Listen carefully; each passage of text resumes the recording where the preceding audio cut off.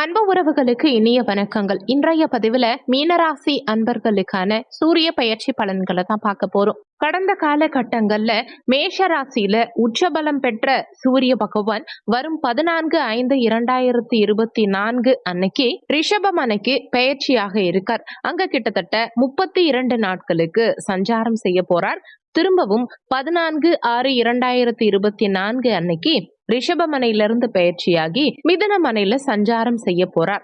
இந்த 32 நாட்களும் ரிஷபமனையிலிருந்து உங்க ராசிக்கு சூரிய பகவான் என்ன மாதிரியான பலன்கள் கொடுக்க போறாருங்கிறத தெளிவாகவும் சுருக்கமாகவும் இந்த பதிவுல நாம பார்க்க போறோம். கொஞ்சம் கூட வீடியோவை ஸ்கிப் பண்ணாம முழுமையா பார்க்க முயற்சி செய்யுங்க. வாங்க வீடியோக்குள்ள போலாம். மீனராசியை பொறுத்த வரைக்கும் பூரட்டாதி 4ஆம் பாதம், உத்திரட்டாதி 1, 2, 3, 4ஆம் பாதங்கள், ரேவதி 1, 2, 3, 4ஆம் பாதங்களை உள்ளடக்கியது மீனராசி. மீனராசிக்கு அதிபதி குரு பகவான்.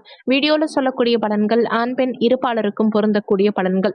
உங்க ருணரோக சத்ருஸ்தானாதிபதியான சூரிய பகவான் கடந்த காலகட்டங்கள்ல தன குடும்ப வாக்குஸ்தானமான 2ஆம் பாவகத்துல சஞ்சாரம் செஞ்சுட்டு இருந்தார். சனி பகவான் விரயஸ்தானத்துல அமர்ந்து தன்னுடைய 3ஆம் பார்வையா உச்ச சூரியனை பார்த்து சூரியனால அதிக கெடுபலன்கள் தான் கடந்த காலகட்டங்கள்ல மீனராசி அன்பர்களுக்கு கிடைச்சிருக்கும்ங்கிறது தான் உண்மை.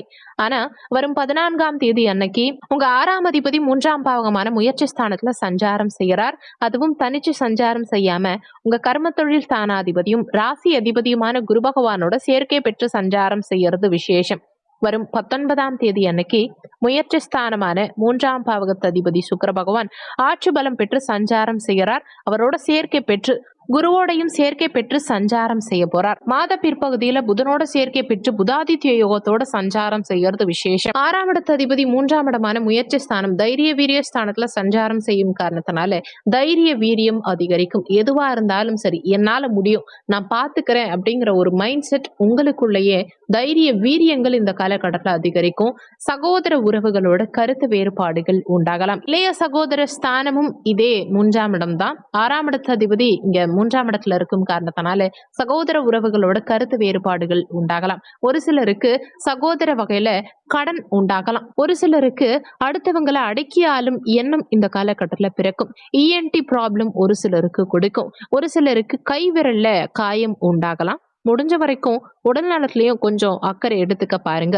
ஏன்னா 6ஆம் இடம்ங்கிறது ருண ரோக சத்ருஸ்தானம். ருணம்னா கடன், ரோகம்னா வியாதி, சத்ருன்னா பகைவர்கள். அப்போ உடல் நலத்திலையும் கொஞ்சம் அக்கறை எடுத்துக்கணும். கடன் சார்ந்த விஷயங்களுக்குள்ளேயும் இந்த காலகட்டத்துல போகக்கூடாது. எதிரிகள் வகையிலையும் கொஞ்சம் கவனமா இருந்துக்கோங்க. ஒரு சிலருக்கு பக்கத்து வீட்டுக்காரங்களோட சண்டை சச்சரவுகள் உண்டாகலாம். சுகபோகத்தை அனுபவிக்கிறதுல தடைகள் உண்டாகலாம். கம்யூனிகேஷன், மார்க்கெட்டிங் சம்பந்தமான ஃபீல்டுல இருக்கவங்களுக்கு நல்ல முன்னேற்றம் இந்த காலகட்டத்துல இருக்கும். மாணவர்களுக்கு கல்வியில சற்று ஏற்ற இறக்கமான நிலை இருக்கும். ஆர்வம் சற்று மாணவர்களுக்கு கல்வியில குறையலாம். வேலை செய்யக்கூடிய மீனராசி அன்பர்களுக்கு வேலையில முன்னேற்றம்ங்கிறது நிச்சயம் இருக்கும். ஒரு சிலருக்கு உங்க தாய்க்கு உடல்நல தொந்தரவுகள் உண்டாகலாம். தந்தை காரகன்னு போற்றப்படக்கூடிய சூரிய பகவான் 6ஆம் அதிபதியா இருந்து 3ல இருக்கிறதுனால தந்தையுடைய உடல் நலத்திலையும் கொஞ்சம் அக்கறை எடுத்துக்க பாருங்க. தாய் தந்தை இருவருடைய உடல் நலத்திலையுமே அக்கறை தேவைப்படும். உணவு சார்ந்த தொழில் சேரவங்களுக்கு நல்ல முன்னேற்றம் இருக்கும்.